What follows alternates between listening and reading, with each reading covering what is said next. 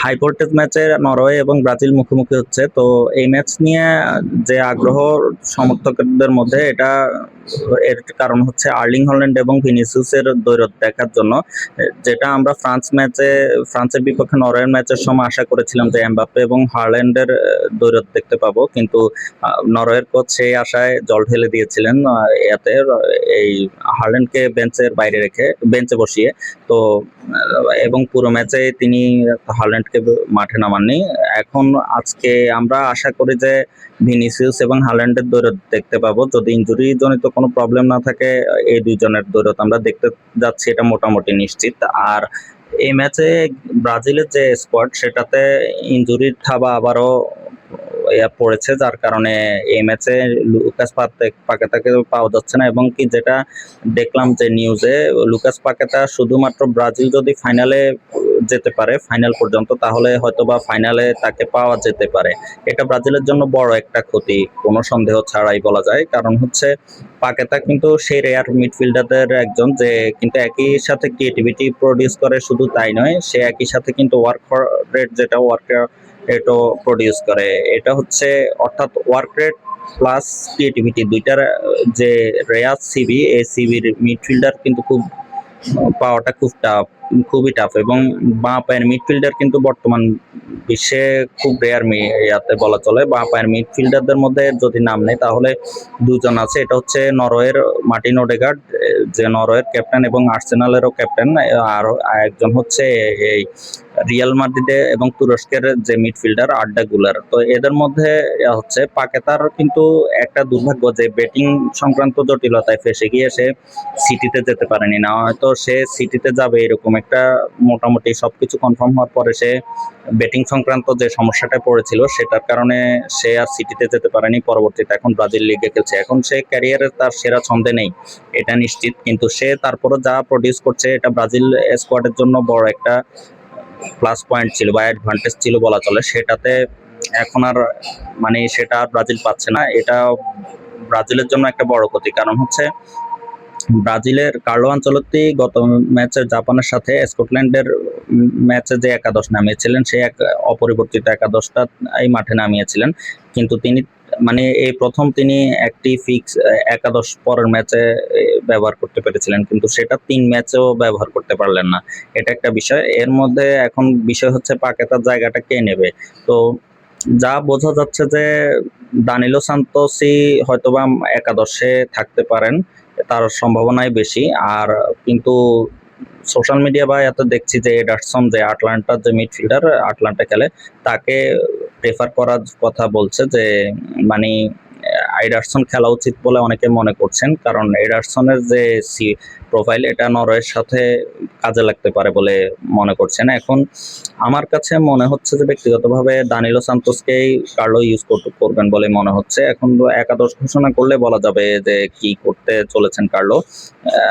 ইয়াতে কার্লো কিভাবে আসলে ম্যাচটা বের করবেন, সেটার উপর নির্ভর করবে কে খেলবেন না খেলবেন। এই ক্ষেত্রে নরওয়ের যে বিষয়, নরওয়ের খেলার যে সিস্টেম দেখলাম, তাতে যেটা বা সোশ্যাল মিডিয়াও দেখছি এবং আমি নিজে যতটুকু দেখলাম, নরওয়ের সাথে আপনি এরিয়ালে আসলে যে জিতাটা কঠিন হয়ে যাবে। তাদের যে এরিয়ালে যে অবস্থা, তারা এরিয়ালে ভালো খেলবে। এবং তাদের যে লেফট সাইড আন্তোনিও নৌসারও ভালো যে স্পিড এবং আছে ড্রিবল, এটা সামলাতে ব্রাজিলের যে রাইট সাইড, ওইটাকে হিমশিম খেতে হতে পারে। তো সেই ক্ষেত্রে এই ম্যাচে রায়ান, তারপরে ডগলাস কস্তা বা এই দানিলো মার্কিনোস, এদেরকে বাড়তি দায়িত্ব পালন করতে হবে বা হতে পারে, এটা বলা চলে। এখন বিষয় হচ্ছে নরওয়ের যে এটাকে এক্সপোজ কিভাবে করা যায়, সেটা নিয়ে আসলে সবাই বিচলিত। তো ওডেগার্ডকে আবার একটা বিষয় হচ্ছে, ওডেগার্ডকেও নিউট্রালাইজ করে দিতে হবে, না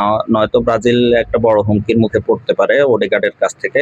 তো এই ক্ষেত্রে এই জন্যই আসলে এডারসনকে প্রেফার করছেন অনেকে সোশ্যাল মিডিয়াতে। কিন্তু দিন শেষে আসলে একটা বিষয় হচ্ছে কি, এই ব্রাজিলের যে সিদ্ধান্তটা, এটা কোচই নেবেন, এবং যে কোনো দলের ক্ষেত্রে সিদ্ধান্তটা কোচই নেন। তো এই ক্ষেত্রে আমাদেরকে দেখতে হবে যে কার্লো কিভাবে ম্যাচটা বের করে আনার সিদ্ধান্ত নেন সেটার উপর।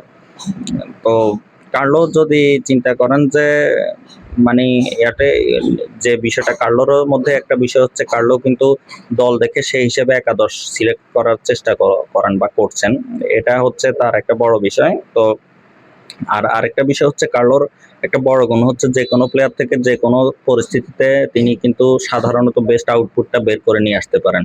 হয়তোবা দেখা যাবে যে দানিলোকে আমরা যেভাবে করছি, যে মানে দানিলো নরওয়ের সাথে কিছু ক্ষেত্রে যেগুলা তার একাদশের থাকার ক্ষেত্রে আমরা ডিসঅ্যাডভান্টেজ বলে বিবেচনা করছি, দেখা যাবে যে কার্লো হয়তো তার থেকে সেই জিনিসটাই বের করে নিয়ে আসবেন এবং সেরাটাই বের করে নিয়ে আসবেন। সেই ক্ষেত্রে কার্লোর এটা একটা বিশেষ গুণ। তো কার্লোর উপর এই ক্ষেত্রে ভরসা রাখতে চাইছি। আর ব্রাজিল এই ম্যাচেও নিশ্চিতভাবে বলা যায় যে নেইমারকে প্রথম একাদশে রাখবে না। মানে আমার মনে হচ্ছে, আমি নিশ্চয়তা দিতে পারি যে এই ম্যাচেও নেইমার প্রথম একাদশে থাকছেন না। নেইমার খেললে আসলে এই মুহূর্তে যে সমস্যাটা হবে, নেইমারের যে ক্রিয়েটিভিটি ওইটা ঠিক আছে, ওইটাতে নেইমার টপ নচ, কিন্তু ওটা দরকার, ওয়ার্ক রেটটা কিন্তু খেলাতে মোস্ট ইম্পর্টেন্ট বিষয় হয়ে দাঁড়ায়।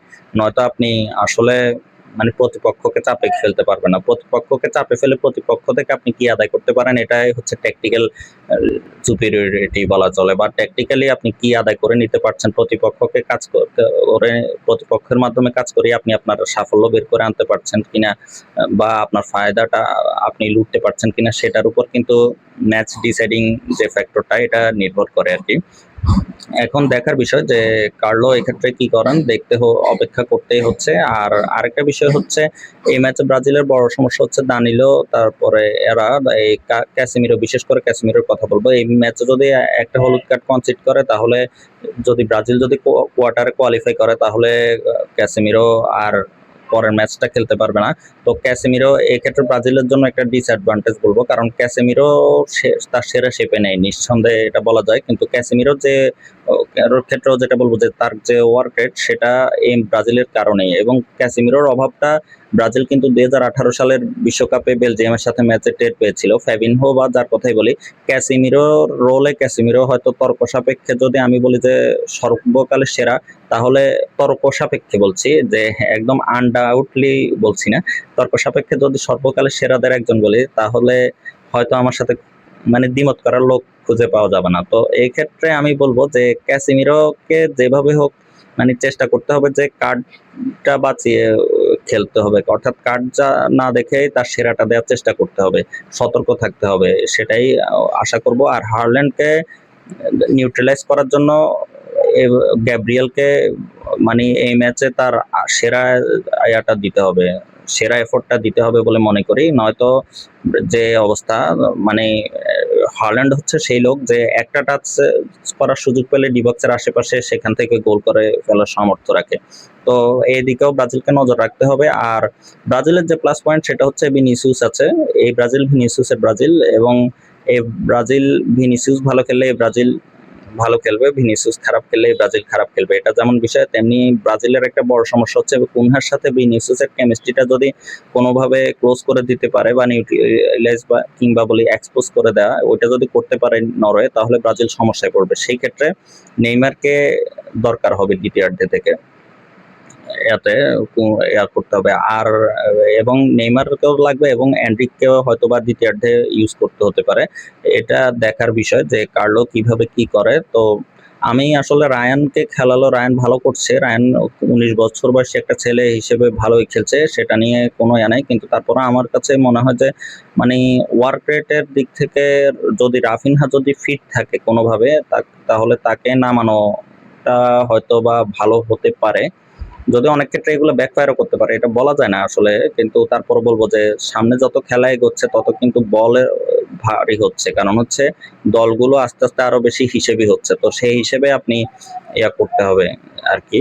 এই ক্ষেত্রে রাফিনহাকে যতই বলি যে ব্রাজিলের জার্সিতে ভালো খেলে না, কিন্তু কার্লো যেহেতু ভিনিসিয়াসকে আনলক করতে পেরেছেন, রাফিনহাকেও আনলক করতে পারবেন বলেই আমি মনে করি। এই ক্ষেত্রে রাফিনহা থেকে বেস্ট আউটপুটটা বের করার জন্য কার্লোকে চেষ্টা করা উচিত, নয়তো নকআউটে ব্রাজিল মোমেন্টামটা নিজেদের দিকে নিয়ে আসাটা কঠিন হবে ব্রাজিলের জন্য, এটা আমার মনে হয় আর কি। রাফিনহা ফিট হয়েছে কিনা সেটাই দেখার বিষয়, আর রাফিনহা ফিট হলে তাকে কার্লো খেলান কিনা এটা দেখার জন্য অপেক্ষা করতে হবে। কারণ এই ম্যাচে যেহেতু পাকেতা নেই, যদি রাফিনহা কোনোভাবে ফিট থাকে পুরোপুরি খেলার জন্য, তাহলে রাফিনহাকে খেলানো যেতে পারে বলে আমার মনে হয়। এবং কার্লো কিন্তু রাফিনহাকে যদি খেলান কোনো একটা উপায় বের করতে পারবেন বলে আমার বিশ্বাস। তো আপনাদের কি মনে হয় কমেন্টে জানাতে পারেন। আর কমেন্টে দেওয়া লিঙ্কে ক্লিক করে আমার স্পোর্টস লাইভ ইউটিউব চ্যানেলে সাবস্ক্রাইব করে পাশে থাকতে পারেন। ধন্যবাদ সবাইকে, ভালো থাকুন, সুস্থ থাকুন এবং খেলা উপভোগ করুন।